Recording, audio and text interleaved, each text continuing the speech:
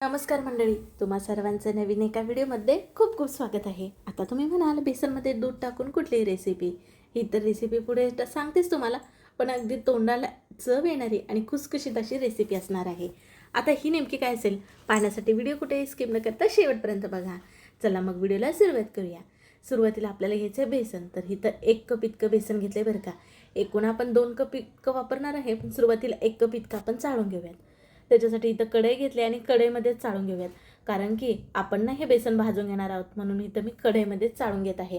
आता इथं जे मी बेसन घेतलंय ते घरी केलेलं घेतलंय बघा, म्हणजे चणा डाळ आणून स्वच्छ कोरड्या कपड्याने पुसून घेतली आणि मग आटा चक्कीवरती दळून घेतलंय. अगदी विकतचं तुम्ही बेसन वापरलात तरी सुद्धा चालेल.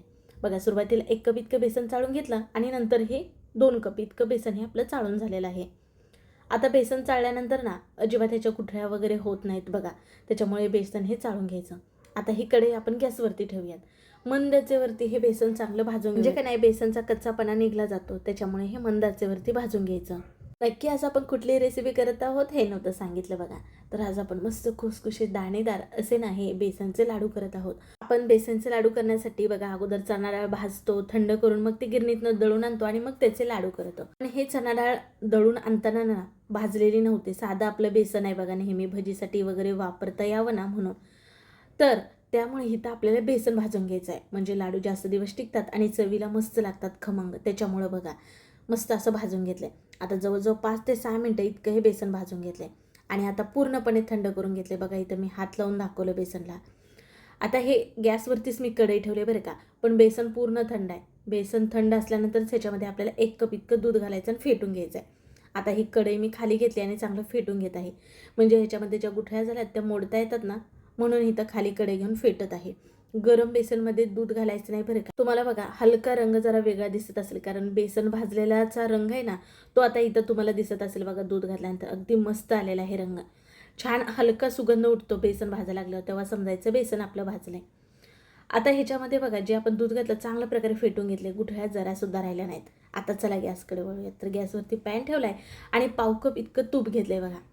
जर तूप हे तुमचं पातळ असेल तर जरा जास्त लागेल, पण घट्ट तूप होतं त्यामुळे इथे मी पाव किलो तूप घेतले.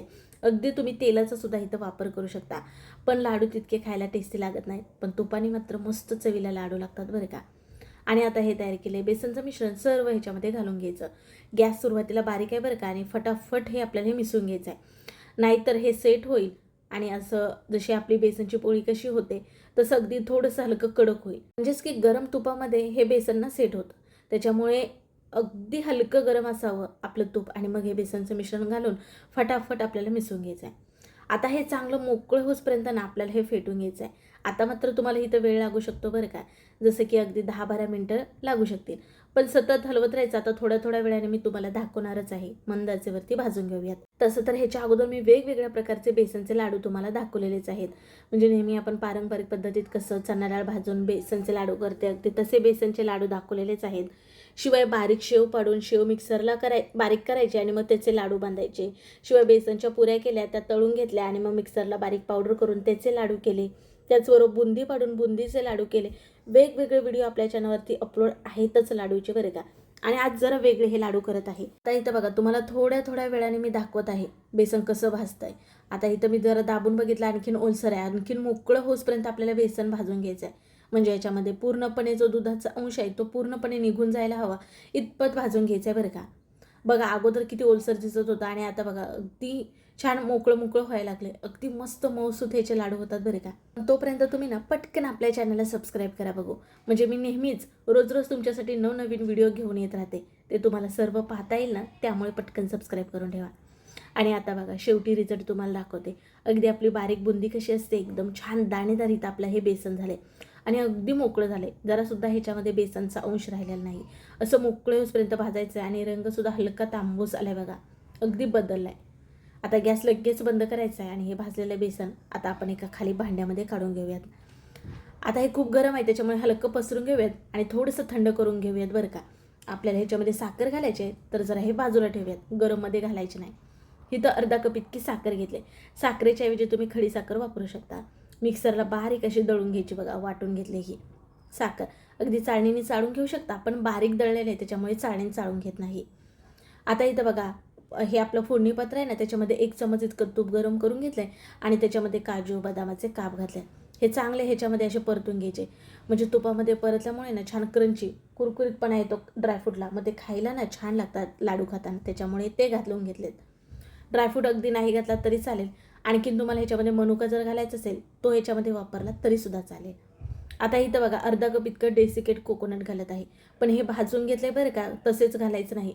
कुठल्याही किराणा मालाच्या दुकानामध्ये सहजपणे तुम्हाला हे डेसिकेट कोकोनट मिळून जाईल.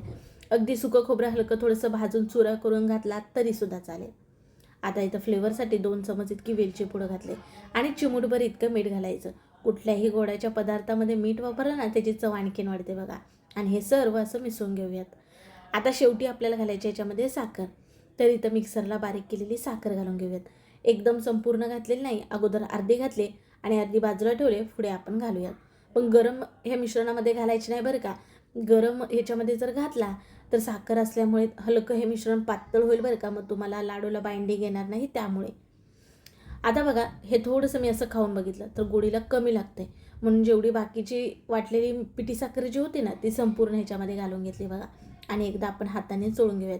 हातानेच चोळून घ्यायचं म्हणजे साखर सगळीकडे लागली जाते बघा. आपल्या घरामध्ये बघा छोटे मोठे कार्यक्रम नेहमीच होत राहतात.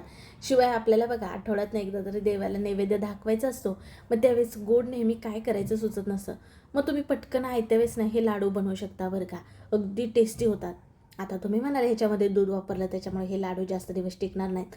पण आठवडाभर लाडूंना काहीच होत नाही बरं का. फ्रीजमध्ये हे लाडू ठेवायचे नाहीत, नाही तर कडक होतील. फ्रीजच्या बाहेरच ठेवायचे. पण आपण चांगल्या प्रकारे हे भाजून घेतल्यामुळे लाडू आठवडाभर टिकतात, एवढी मी गॅरंटी देऊन सांगते. आता बघा लाडू सहजपणे वळायला येतात. जितका छोटा मोठा हवा तसा तुम्हाला लाडू वळून घ्यायचा आहे. पण मी काय करते माहिती आहे का, एका मुठीमध्ये जितकं मावतं ना तितकं मिश्रण घेते बघा. म्हणजे सर्व लाडू हे एकसारखे होतात आणि मग लाडू वळून घ्यायचा. अगदी तुम्ही प्रसादामध्ये सुद्धा हे लाडू करू शकता. अगदी करायला सोपे आहेत. म्हणजे अगदी जास्तीचा तामझाम नाही. काय बेसन आपण भाजून घेतलंय, नंतर दूध टाकून सर्व भाजून घेतलंय. भाजून झालं की मग साखर मिक्सरला बारीक करून ह्याच्यामध्ये घालून लाडू तर वळून घ्यायचे आहेत. नाही तुम्हाला पाक येण्याचं टेन्शन, ना बिघडण्याचं काही टेन्शन.